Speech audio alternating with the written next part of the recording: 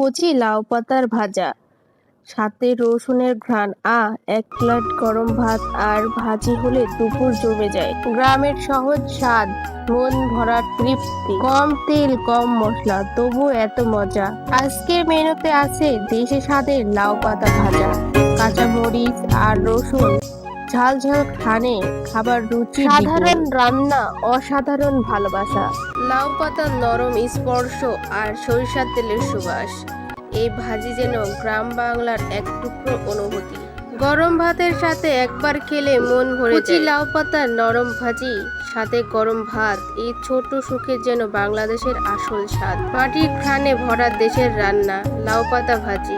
কম উপকরণে এত স্বাদ, মজা, সত্যি মন ছুঁয়ে যায়।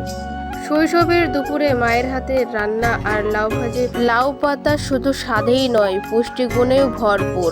গ্রাম বাংলার এক পরিচিতি সবজি পাতায় রয়েছে প্রচুর ভিটামিন, আয়রন ও আঁশ, যা শরীরে রাখে সুস্থ ও সতেজ। হালকা মশলা রান্না করা লাউ পাতা ভাজি হজম সাহায্য করে এবং শরীরকে ক্লান্ত দূর করতে বেশি উপকারী। রসুন, কাঁচামরিচ ও সরিষার তেলে ভাজা কচি লাউ পাতার স্বাদ যেন দারুণ একটি স্বাস্থ্যকর খাবার। গরম ভাতের সাথে এক প্লেট লাউ পাতা ভাজি মানেই সহজ, পুষ্টি ও তৃপ্তিদায়ক একটি খাবার। প্রথমে লাউ পাতা ভালোভাবে ধুয়ে ছোট ছোট করে কেটে নিতে হবে। চুলায় কড়াই বসিয়ে তেল গরম করুন। এরপর মরিচ, রসুন, পেঁয়াজ হালকা বাদামি করা পর্যন্ত ভেজে নিন। অবশ্যই আপনারা শুকনো মরিচ দিবেন, এতে অনেক সুন্দর অ্যান্ড মজা হয় খেতে। এরপর কেটে রাখা লাউ পাতা শাকগুলো দিয়ে দিন। মাঝারি আঁচে ভালোভাবে নাড়তে থাকুন। পাতাগুলো নরম হয়ে গেলে এবং পানি শুকিয়ে এলে নামিয়ে নিন।